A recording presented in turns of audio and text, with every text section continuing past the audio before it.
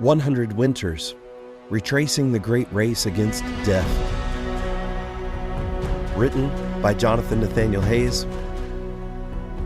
Illustrated by Caleb Gingras. Chapter 23, To Safety.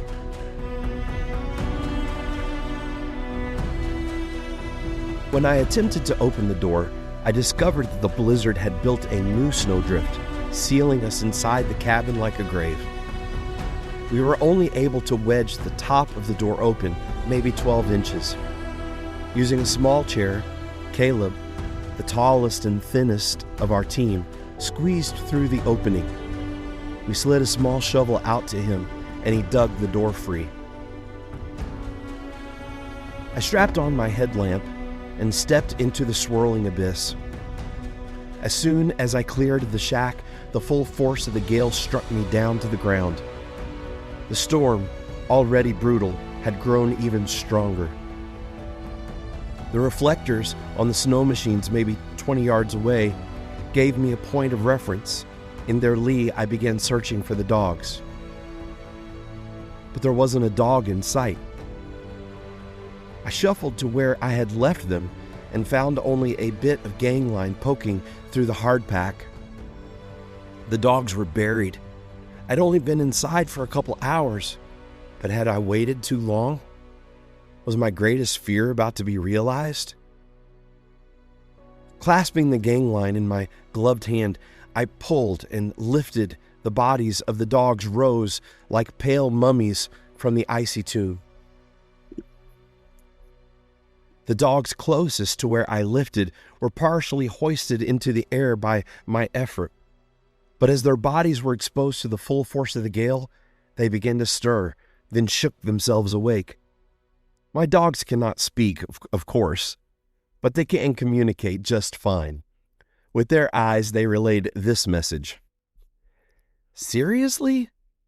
We were sleeping comfortably in the eco-bubbles of our snow dens, and you dragged us back into this hell? Do you hate us? No, I muttered aloud. I'd failed them again. Stopping here was wrong, coating them had been wrong, and now pulling them from their subterranean shelter was also wrong. But they stood, all 16 of them, shaking the crust of snow off of their bodies, ready for duty. Well, they're up now, I thought. Exposed again. I might as well follow through and bring them in. Do the right thing, I thought. I couldn't bring them in 2 by 2. It was too risky.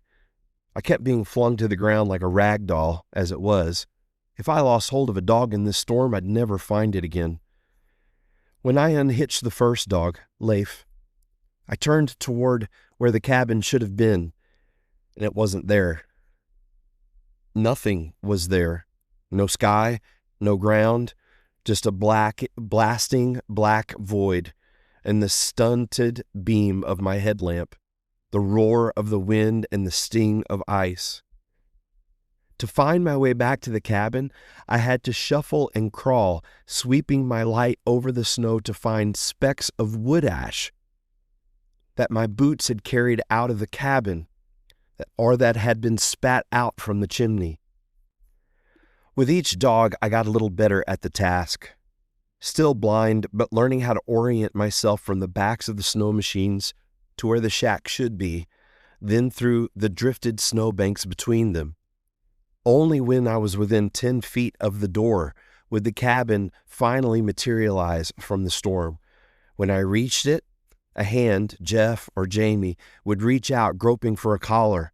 I'd guide the dog collar into their fists and then set out again. Bringing the dogs in was the humane thing to do. It's what the outside world would expect me to do. But the dogs are not human, and while it may have been the humane choice, it was not the right choice. Under the snow, each dog had been sleeping comfortably, shielded from the gale. Now they were in close quarters, reestablishing dominance, peeing on each other. Low growls rumbled as they sorted themselves out. the cabin filling with their restless energy. What was harmless crusted snow before had now melted into wet dog coats. Not that it mattered, dogs come first, but it was also the wrong decision for the humans. The dogs peed on our gear, bickered all night, and kept us awake. Jeff and Caleb were the only ones who got any sleep. They curled up on the two small cots in the back of the cabin and invited the girls to cuddle close for warmth. Jamie and I sat on folding chairs at the wood stove, poking the fire, nursing melting water pots, swatting away the occasional dog who tried to snuggle too close to the stove and scorch their fur. The hoarfrost on the walls of the cabin glowed faintly in the stove light. We sat and we waited for morning. The 3,000-year-old words of the warrior poet King David played over in my mind. I wait for the Lord, my soul waits. In his word do I hope. I wait for the Lord more than they that watch for the morning. I say more than they that watch for the morning. But morning never really came. At the proper hour, it just got a little less dark. The fierce winds showed no signs of abating. I didn't want to slowly move the dogs back outside one by one, especially now that they were wet. When the time came, we'd move fast and all together. First, we had to dig out the snow machines. They were buried, their motor compartments packed with wind-driven snow and ice. It took more than an hour to get them running. Then we started hitching the team. Jeff handed dogs out the door one at a time, and the three of us shuttled them to the gangline. But in the 15 minutes it took to harness the team, two machines were already stove up again. The dogs curled together in the blasting wind, waiting. When the machines were finally ready, it was time to move. I feared the dogs wouldn't want to rise, but I was wrong. They wanted to leave this godforsaken place as much as we did. But the snow machines continued giving us trouble. First one, then the other. The steering mechanisms were seizing up. Each time Jamie stopped to fix one, snow would fill the motor cavity like sand filling an hourglass. When he got it running again, the steering would freeze up. Or Jeff's would seize up, over and over, until they couldn't get one started at all. Jeff and Jamie worked the motor from both sides. I did the only thing I could do to help. I planted myself between them and the gale, forming a human windbreak. Caleb did what he'd come to do on the expedition. He pulled out his camera to document the unfolding drama. It didn't feel like it, since we were all standing together. But this was one of the most dangerous moments of the entire expedition. The dogs were not moving and fully exposed. Jamie and Jeff were working bare-handed on metal machines for the third time since we'd left the shack. I could see Jamie's face start to blister. He looked up and saw the camera. "Get that camera out of my face," he snapped. The pressure had reached a fever pitch for all of us. Our lives and the lives of the dogs depended on how we managed this moment. Then it occurred to me. The machines were shutting down because we were moving too slowly. The blizzard was infiltrating every crevice and every moving part. The machines needed to move. The dogs needed to move. We needed to move. "Jamie," I offered, speaking as gently as I could and still be heard over the wind, Jeff's machine is still working. We can't be more than 30 miles from Nome. Drop the freight trailers and have him haul you to town. Get the machine repaired and then come back for the trailers today or even tomorrow." "I don't want to leave you," Jamie replied with mutual care. "The dogs are running great. Caleb is with me on his machine. He can ride close behind in case there's more racers to come." "Are you sure?" "Yes. Go get the machine sorted. We got this. Okay. Jamie shared the plan with Jeff. They dropped their trailers, hitched Jamie's machines to Jeff's machine, and they pulled away. Progress, I thought. Now we can keep moving. But just then I felt a hand on my shoulder. It was Caleb. My machine won't start. I immediately turned to stop them, but Jeff and Jamie were gone, swallowed by the white void. We were so close to the finish, closer than the distance of any other day's travel, and the blowhole was ensuring that everything that could be shaken was shaken. Everything that could fail was failing. So close. I stomped back to his machine. He tried to start it again. Should we leave it? He asked, genuinely constructive. Move, I snapped. I tried to start the engine. I tried the things I'd seen Jeff and Jamie do. Then I lost it completely. Despite trying to keep my tongue under subjection all expedition, I burst into a string of curses, kicked my sled, collapsed on the leeward side to cool off. The gusts whistled through the zippers on my sled bag like reeds on a woodwind. Think, Jonathan, think. Gunnar Kaysen was faced with a decision of his own on that fateful night a century ago, emerging from the blowhole. He reached point safety at 2 a.m., where he was supposed to hand off the serum to the final musher in the relay, Ed Rohn. Next to Seppala, Rohn was one of the most accomplished mushers in all of Alaska. He was known to have the fastest sprint team in Nome, able to beat even Seppala in shorter distances. This is why he was the logical choice for the final push to Nome. Kaysen knew he was supposed to relay the serum to Rohn and his fresh, fast team. Why he opted to keep going remained a point of great contention in subsequent years. The answer depended on who you asked. Kaysen later argued that he felt time would be lost by waking Rohn, who would have to hitch up his team. As a musher, I find this explanation hard to believe for a couple reasons. First, any competent musher could get dressed and hitch his team within half an hour. Ed Rohn was more than just an accomplished musher. Further, the instructions were for the serum to be warmed at each of the roadhouses to keep it from freezing. Bypassing Rohn at point safety meant the serum was frozen solid by the time it reached Nome. It took Dr. Welch 5 hours to warm it enough to be used. That was time that should have been spent warming the serum and hitching Rohn's team in safety.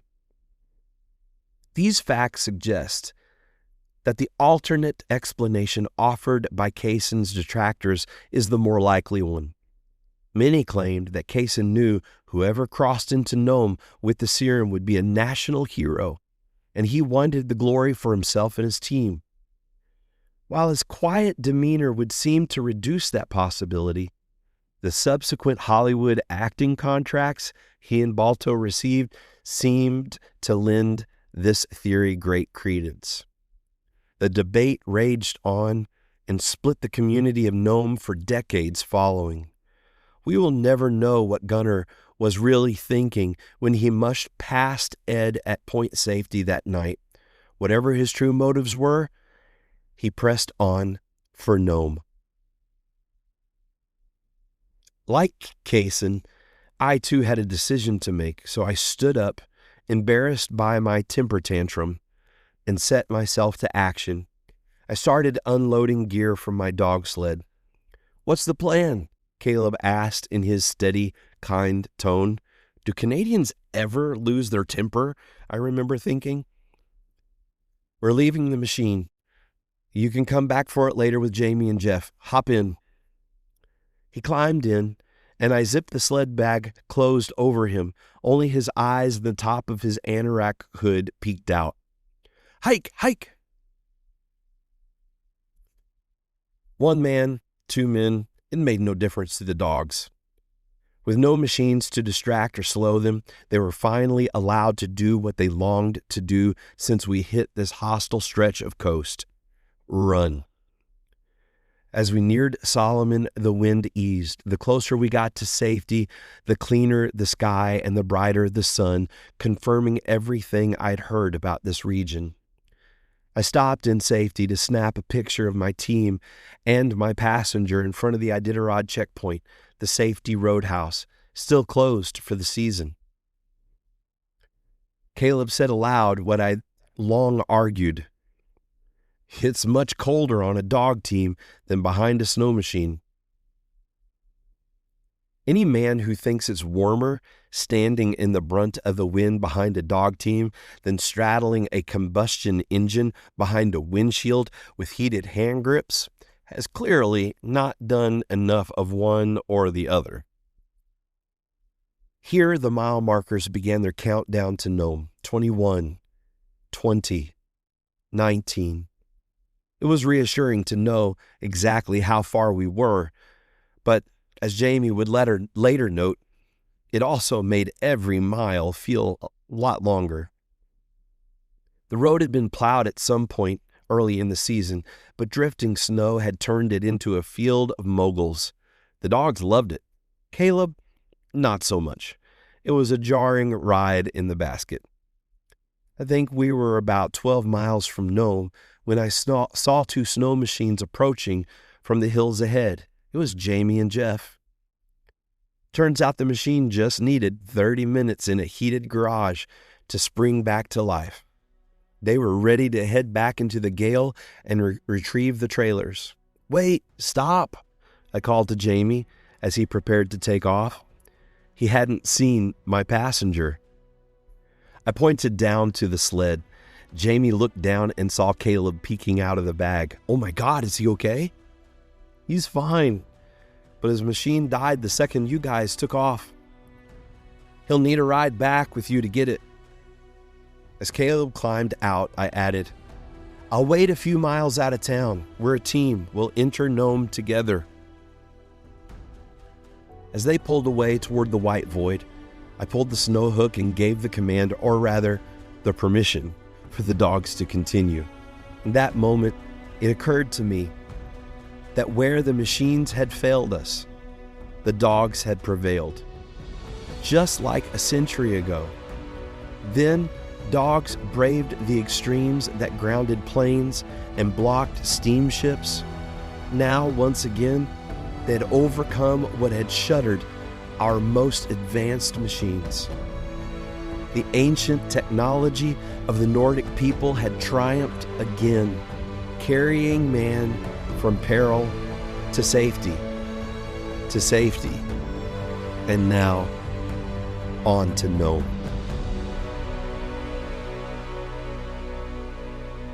Thanks for listening to Chapter 23 of 100 Winters.